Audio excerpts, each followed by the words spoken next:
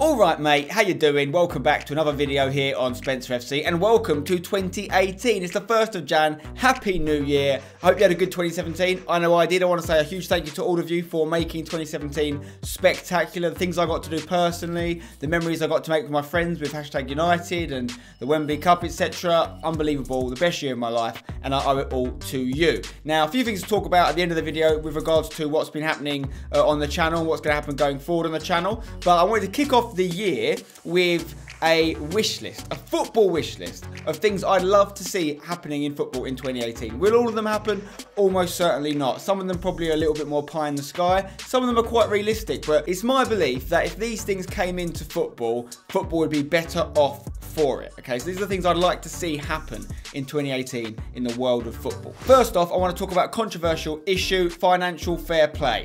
Obviously, it came in maybe 5-6 years ago now, and was supposed to make it a bit fairer. It was supposed to mean that clubs could only spend what they make, but then there was obvious problems with it, which meant that the status quo was being protected. The rich clubs had more money to spend because they made more money, therefore they could continue to spend more than the lesser clubs. And since then, we've seen blatant disregard for financial fair play, or what seems like blatant disregard. We've seen clubs like Man City get fined for breaching it. We've seen clubs like PSG use little workarounds where they loaned Mbappe only to buy him next year. So basically, people are trying to game the system and they seem to be getting away with it, and the punishments don't really seem to be hard enough or harsh enough to stop people doing it, to stop the big clubs, you know, flashing their wealth and using it to dominate football. Now, I'd love it if this could change, but it's very difficult. The problem is the big clubs hold all the power, and the organisations, UEFA for example, aren't really prepared to punish them in the way they need to. For example, they're not going to kick PSG out of the Champions League because they need PSG in the Champions League. They want the big clubs in there. So what's going to happen with it? The reality is I don't know what will happen. I don't know if it ever will be effective in football.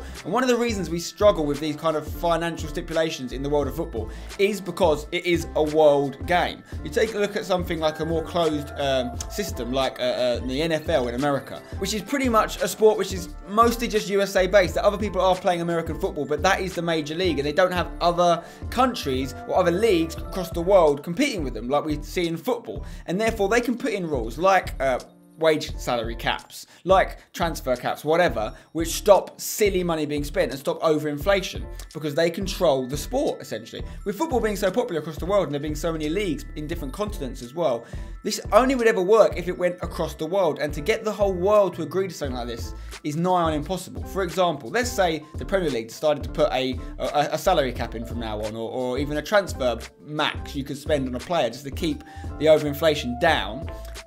It would work in the Premier League. People would only be able to spend that money if they really held to their guns and punished people for breaking these rules. However, then the best players would just leave the Premier League because they could get more money elsewhere. They'd go to France, they'd go to Spain, wherever they could get that dosh. So for it to work in Europe, UEFA would have to put something in, which they tried to with financial fair play. It wasn't effective enough, it wasn't hard enough.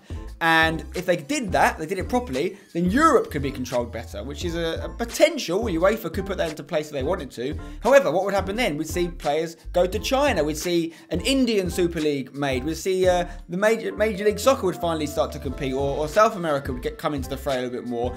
Businessmen would put the money where they could put the money in order to run the sport, because people will always want to watch the best players, and therefore people will watch where the best players are playing. If that stops being UEFA or Europe region, people will watch the Chinese Super League. We've seen people in China watch the Premier League for years and years and years. Wouldn't English viewers watch the Chinese League if all the best players in the world were there? If Messi and Ronaldo were there? I'd watch the Chinese League. So unless the whole world brings in a financial fair play aspect, or like a salary cap or whatever, these numbers are going to keep rising. Van Dijk, 75 million. I mean, when he was playing for Celtic, if someone told you he was going to go for 75 million one day, you would never believe it. You would never believe it. But it's happened, and it's not even really that unrealistic in terms of the value other players are going for. Coutinho's probably going to go for 100+ million. Anyway, the numbers are crazy. I'd love to see them calmed down a little bit. I'd love to see financial fair play brought in a better way, which meant clubs could compete, and it came down to things like who had the best manager, who put the best tactics into play, who had the best academy, and those sort of football practices being rewarded as opposed to who has the most money. Will financial fair play ever be what we need it to be? Probably not. I just can't see it changing. The world of football, the money is going to keep going like this. The fans watching football are going to get further and further disenfranchised from the players and the people that run the clubs. And I don't think it's going to change. But my wish list would be that it did come in, and I'd love to see a salary cap across the world of football. Not just a salary cap, a transfer cap as well, of course. But this one is maybe a bit far-fetched. Next up, on the subject of UEFA, I want to talk about the Champions League.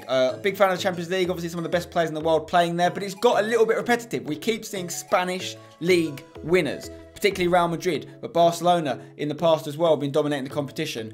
I'd like to see that change from my perspective. I'd love to see English teams get back into it a little bit. I think this year could be the year. We've got a lot of teams in the knockout stages right now. We've got a good chance of winning it. I'd like to see a period of non-Spanish domination in the Champions League, just to mix things up a little bit. This is like a personal wish of mine.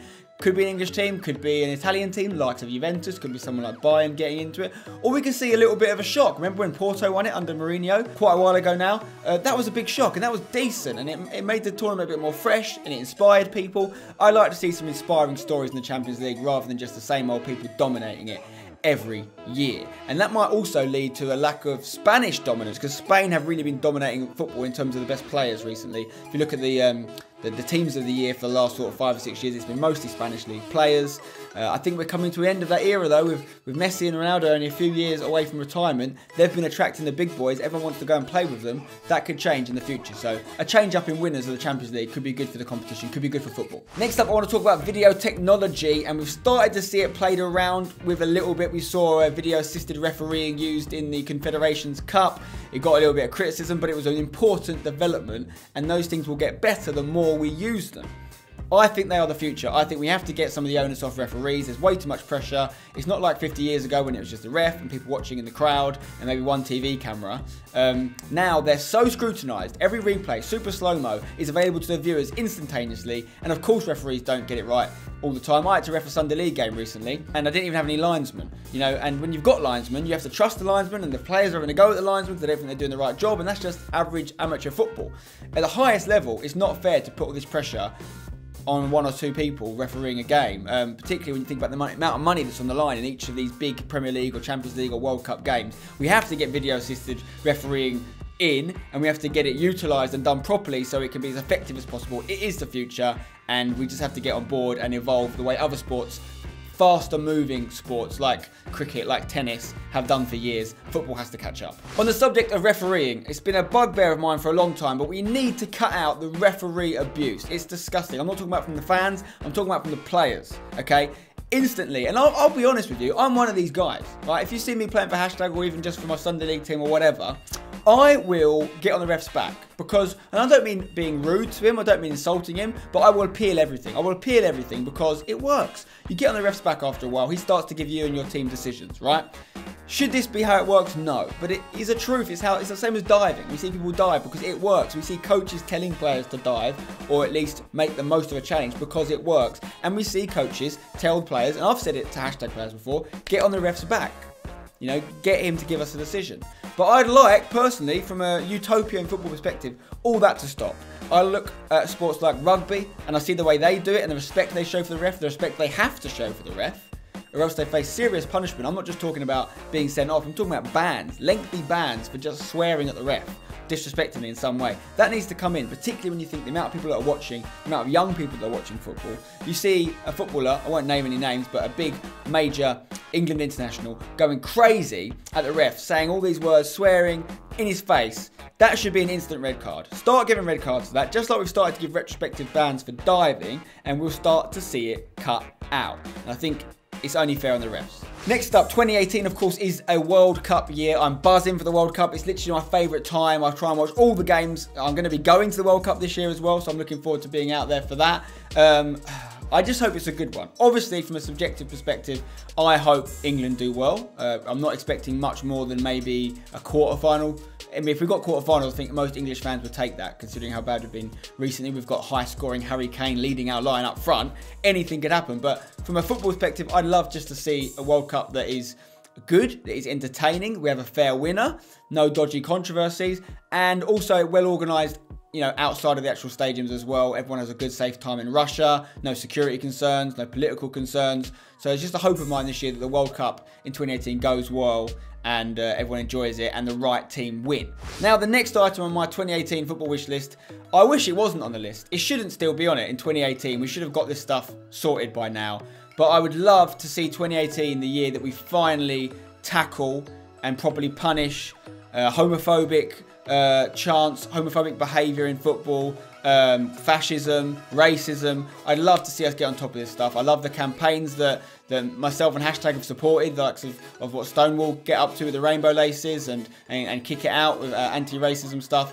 That stuff needs to continue, but ultimately that stuff shouldn't have to exist at all. The funny thing is, these fascists or these bigots, they love to tell certain groups of people that they're not welcome in football, unfairly, right? But the reality is, they're the only people that aren't welcome. The fascists, the bigots, they need to get out of football. If you're one of those scumbags that goes and watches games and shouts homophobic or racist chants, then you need to get out of football. All right, it's time for you to go. No one wants you anymore. I would love, I think one thing that would help this tremendously, and I think the player that does it, it will eventually happen, will probably go through a torrent of abuse and will have a horrible time of it, but they will lead the way. I'd love 2018 to be the year that a footballer comes out as gay. I think the last one was Justin Fashanu, who ended up taking his own life, which is probably one of the reasons that we haven't seen someone do it in more recent years. But there's a load of them out there, 100%. I've played with guys that are gay, I've played against guys that are gay, and there's definitely a load of gay guys in the Premier League, playing in the biggest international teams and the biggest club teams across the world. People that guys are growing up with posters on their wall of. Some of them are gay.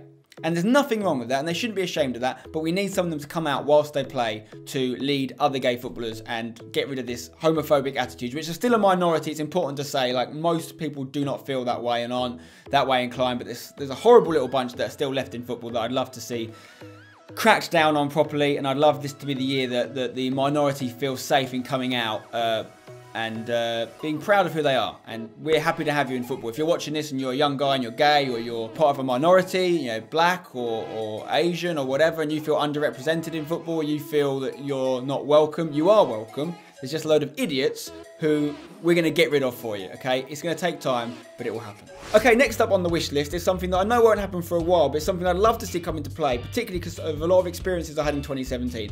And that is the getting rid of the rule, which means that we can't have 3 PM kickoffs on TV in England, okay? I understand why the rule exists. I understand a lot of people have strong feelings about this and how it would affect grassroots football, for example, but I spent a lot of time in other countries this year, and I've had the pleasure of watching Premier League football, for example, in America, where every single game is televised, and you can watch 3 PM kickoffs, much like you can watch the goal show on BT Sport for Champions League now, which goes between the games live as goals go in, and you see those goals go in. Other countries get to do that for the Premier League. It's ridiculous to me that the country where the games are being played can't watch them, and everyone else in the world can. And we have to wait till 10:30. And as much as Match of the Day is fun, I'd rather see them live. I'd rather see it as it happens. And I'd love to see that rule abolished. That means those 3 PM games can't get shown in England. It won't happen for a while. There's a million repercussions for it. A lot of people feel that it will hurt the lower leagues, and it will hurt the lower leagues. We have some of the best attended lower leagues in world football in England. However, that's partly because of the 3 PM kickoffs not being on. And you've got to give the audience or the market the chance to decide what they want to do. If they want to watch the games on TV, let them watch the games on TV. If they want to go to the game, let them go to the game. They shouldn't be forced into making one decision over the other.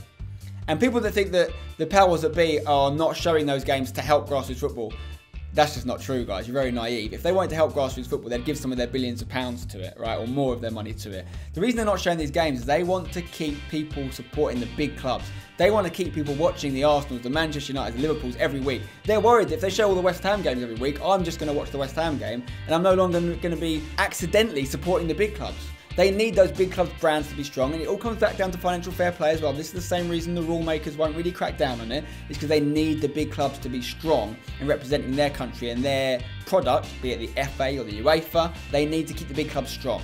And they're worried that by showing all the games on TV, people are going to watch less Arsenal games, less Man United games, less Man City games, and more West Ham games and more Stoke games or whatever. And because people don't get to watch every single game. People that don't work in the industry and can't afford to might just watch one game a week. And if that game becomes West Ham versus Leicester instead of Arsenal versus Manchester United Super Sunday, that's a problem for them. So I don't think it's going to happen anytime soon, but I'd love to see all games being available and a proper democratisation of football content in the UK. And finally, we'll quickly talk about the January transfer window. Personally, I'd love to see West Ham do some bits. We're linked with the likes of John Joe Shelby. We're linked with Alfie Mawson. Not game changer necessarily, but we need to improve. I think David Moyes understands what his squad is at West Ham now. So I'd like to see some good business done there. I think we're going to see some big business. We've already seen Van Dijk. Could we be seeing Coutinho go to Barcelona? Are Sanchez and Ozil going to leave Arsenal? I don't know. Maybe I'll make a separate video about the January transfer window. But I'd like to see some business. I love a bit of business. I like the movement and the drama of football players between clubs. I'd love it for the values to be a little bit more realistic though. And that comes back to my financial fair play point, but I'm excited for the January transfer window. Anyway, guys, just want to finish the video by reiterating what I said at the start. Thank you for an amazing 2017. I couldn't have done what I did without you. I also want to apologise for the lack of videos on this channel recently. I've been busy. I've had a little bit of break at Christmas, which was much needed, but I've also been busy on some things which you might start to see transpire across, what we put out over the next few months. And you'll see what we've been up to. We're doing loads of stuff on the hashtag channel. As you may know, we moved all the hashtag content over there now, so make sure you subscribe to the hashtag channel if you haven't. Lots of cool things going up there from football and esports perspective. And if you're a hashtag fan, I can tell you 2018 is going to be a massive year. You will not be disappointed. And in terms of Spencer FC in this channel, I've got some big ideas of content I want to make, getting more stuff up there than we have been in the last few weeks. So stay tuned for more. Subscribe if you haven't already. Drop a like on the video if you enjoyed it. Let me know in the comments below what would be on your football wish list. If you could have anything happen in football in 2018, what would it be and why? I'll see you on another video soon. Until then, don't go changing. Bye-bye.